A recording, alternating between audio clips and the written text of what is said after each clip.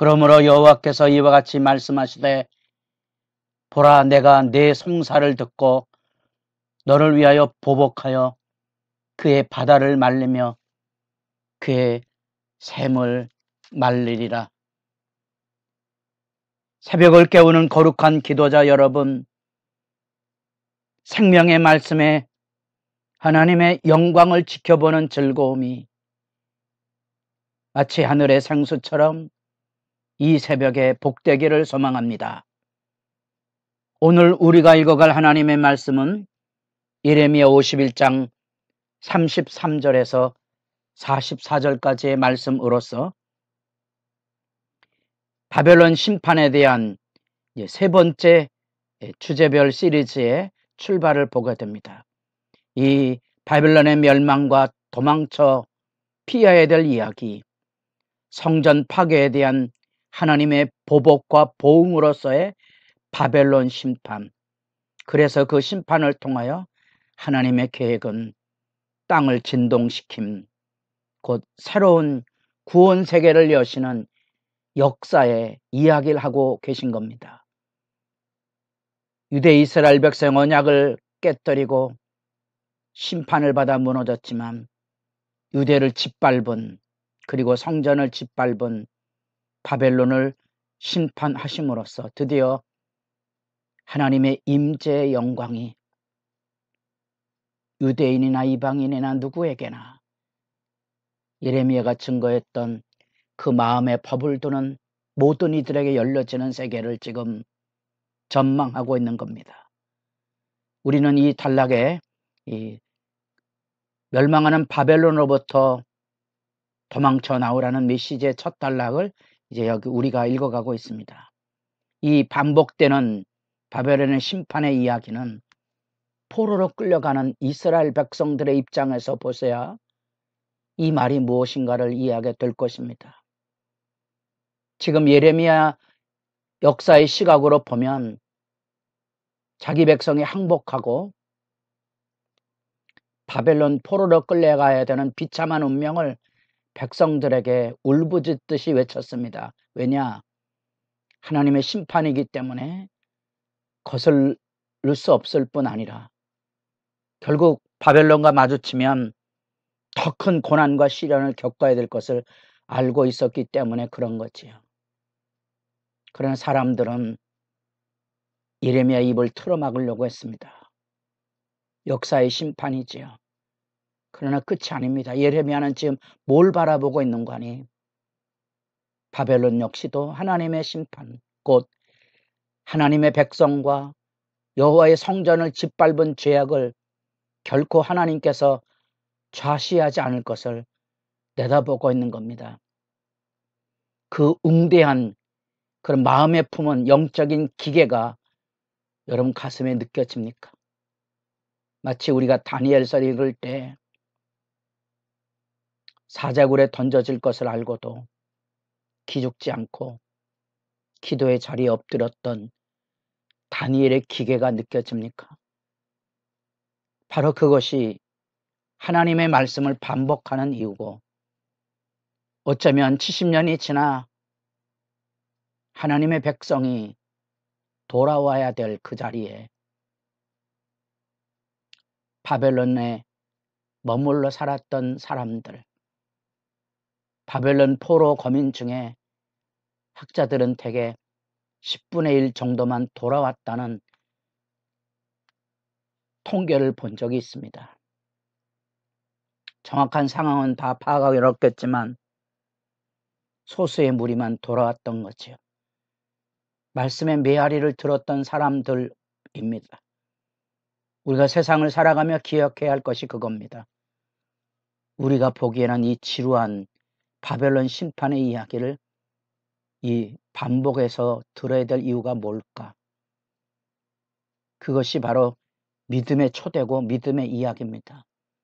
우리 믿음은 들음에 있다는 말씀을 기억한다면 주의 말씀을 가볍게 여기지 아니하고, 비록 우리의 여러 가지 어려운, 이해 어려운 그런 선지자들의 내용이지만 귀 기울일 필요가 있고요. 김창대 교수의 글을 통하여서 50장, 51장에 바벨론 심판에 대한 세 번째 시리즈, 그 바벨론 심판, 오늘 본문에는 마치 추수 때가 돼서 키질을 하고 있는 이런 것들은 이제 다 심판의 이미지가 되고, 마지막 때 추수가 종말의 심판으로 나아가게 되는 그런 전망들을 잘 그려주고 있습니다. 그래서 이 바벨론이 이스라엘을 짓밟았던, 그들을 먹고 진멸했던 바벨론의 폭력성 그대로 이제 하나님께서 그에게 바벨론 국가의 제국에 대하여 하나님의 보복이 들려질 것을 강조하고 있습니다. 그러면서 뜻밖의 34절, 큰 뱀같이 나를 삼키며 나의 좋은 음식으로 그 배를 채우고 나를 쫓아내었으니 내가 받은 폭행과 내 육체에 대한 학대가 바벨론에 돌아가기를 원한다고 시온 주민이 말할 것이요.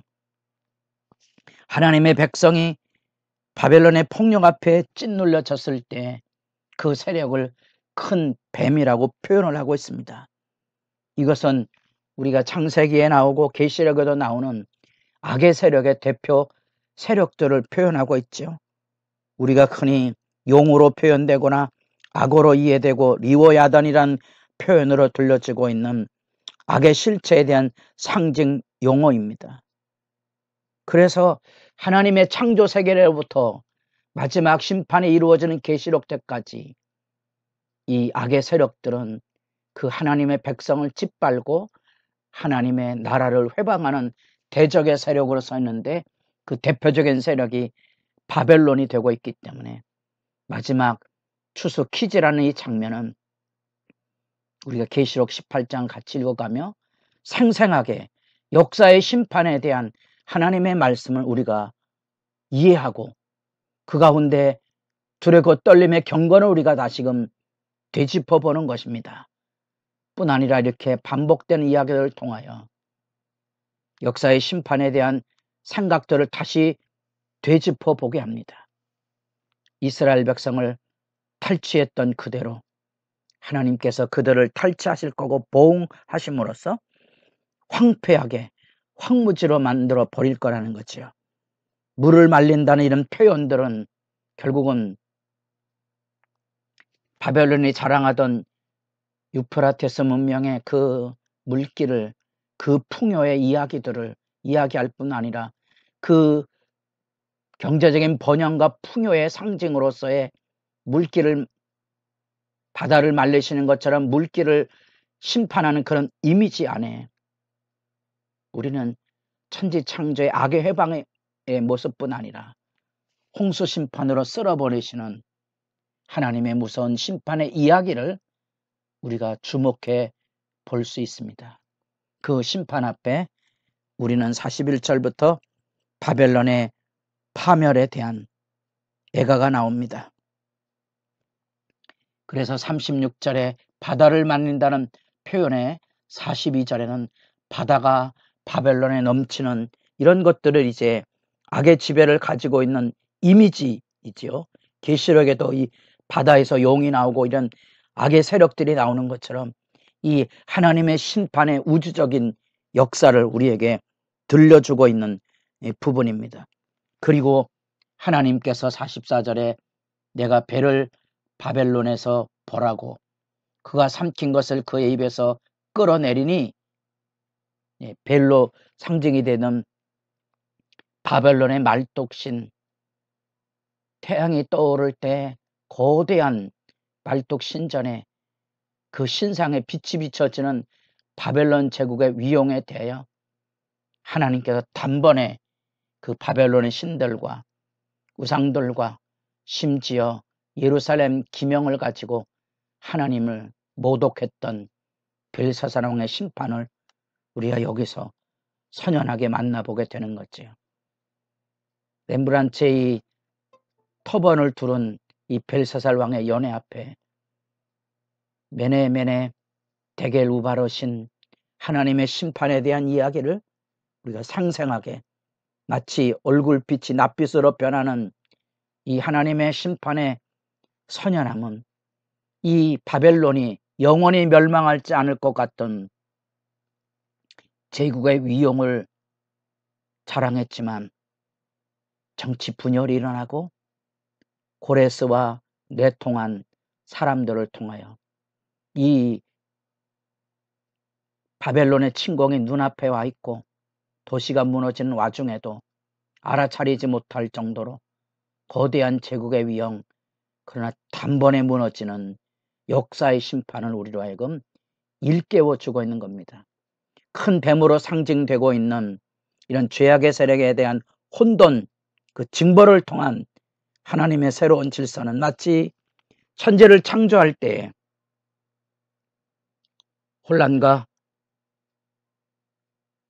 분유함으로 얼룩진 무질서의 상태를 질서로 만들어가는 그런 이미지, 홍수 심판을 통하여 하나님 앞에 거역했던 세상의 탐욕과 쾌락과 무지의 욕망의 세계를 징벌을 통하여 새로운 질서를 세워가는 그런 것처럼 바벨론 바다의 풍요를 말리는 우주적인 심판의 이미지가 여기 담겨져 있습니다.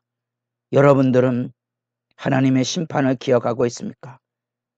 인간이 만든 창세기 11장에 하늘의 다을이라는 이 바벨탑 사건에 대한 하나님의 징벌의 실제적인 이야기가 여기